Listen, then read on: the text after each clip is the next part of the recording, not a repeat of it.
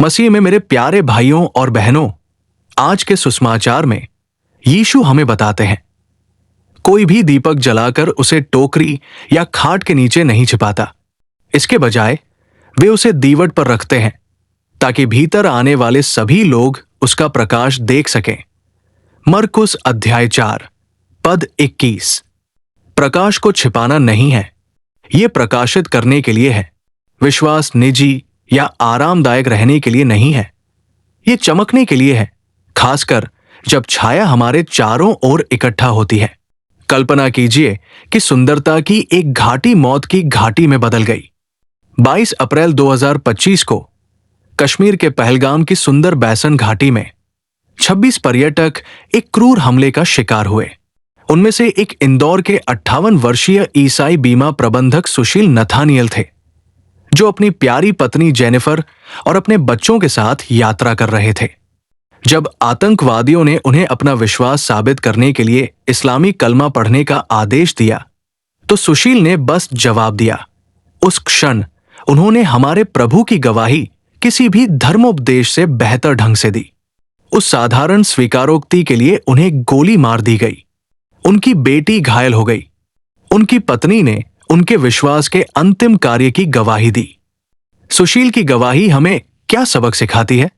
पहला, विश्वास कोई निजी संपत्ति नहीं, बल्कि एक सार्वजनिक उपहार है। हम अपने प्रकाश को भय के पीछे नहीं छिपा सकते। अस्वीकार किए जाने के भय, उपहास के भय या गलतफ हमी के भय के पीछे। जब हम अपनी गवाही को कमजोर करते हैं, तो हम दूसरों को हमारे माध्यम से मसीह के प्रेम का अनुभव करने का अवसर देने से रोकते हैं। दूसरा, सच्चा साहस हमारे अपने आराम के प्रेम से ज्यादा ईश्वर के प्रेम में निहित है। सुशील ने शहादत नहीं चाही, वो अपने परिवार के लिए दुख नहीं चाहता था। फिर भी जब चुनाव आया, तो उसने मसीह के प्रति निष्ठा को सबसे ऊपर चुना। ईश्वर और पड़ोसी के प्रति प्रेम हमें अपनी गवाही से समझौता करने के बजाय उजागर होने, आलोचना और यहां तक कि उत्पीड़न का जोखिम उठाने के लिए मजबूर करता है।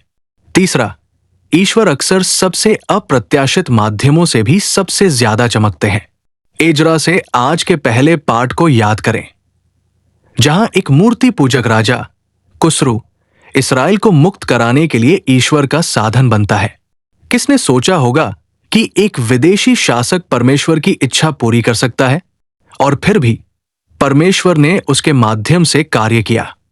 इसी प्रकार परमेश्वर शांत, साधारण लोगों, एक बीमा प्रबंधक, एक गृहिणी, एक छात्र के माध्यम से कार्य करता है। जब भी वे अपना प्रकाश चमकाते हैं, तो फिर हम अपना प्रकाश स्टैंड पर कैसे रखें?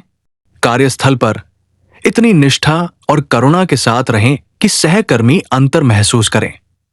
जब अवसर आए, तो बिना किसी दिखावे या निर्णय के बताएं कि आपका विश्वास आपके निर्णयों को कैसे प्रभावित करता है। मित्रता में सतही सांत्वना से आगे बढ़े। जब कोई मित्र दुखी हो, तो केवल सहानुभूति महसूस करने के बजाय सच्ची प्रार्थना और उपस्थिति प्रदान करें, ये कहते हुए, क्या मैं आपके साथ प्रार्थना कर सकता हूं? अजनबियों के साथ मेरा काम नहीं की बाधा को पार करें। एक विचारशील दयालुता, प्रोत्साहन के एक शब्द, सेवा का एक कार्य हृदय को सुसमाचार के लिए खोल सकता है। कुछ सीमाएं हमें पाप से बचाती हैं, आवश्यक सुरक्षा रेखाएं जो हमारी गरिमा और विश्वास की रक्षा करती है। लेकिन भय, पूर्वाग्रह और स्वार्थी आराम से बनी दीवारें केवल हमारे प्रकाश को छिपाती है, जिन्हें हमें तोड़ना होगा। भाइयों और बहनों, दीपक जल चुका है और स्टैंड प्रतीक्षा कर रहा है। क्या आप अपना प्रकाश सभी को दिखाने के लिए चमकने देंगे? क्या आप भी सुशील नथानियल की तरह मैं ईसाई हूं कहने का सरल लेकिन गहरा कार्य चुनेंगे, भले ही इसके लिए आपको भारी कीमत चुकानी पड़े?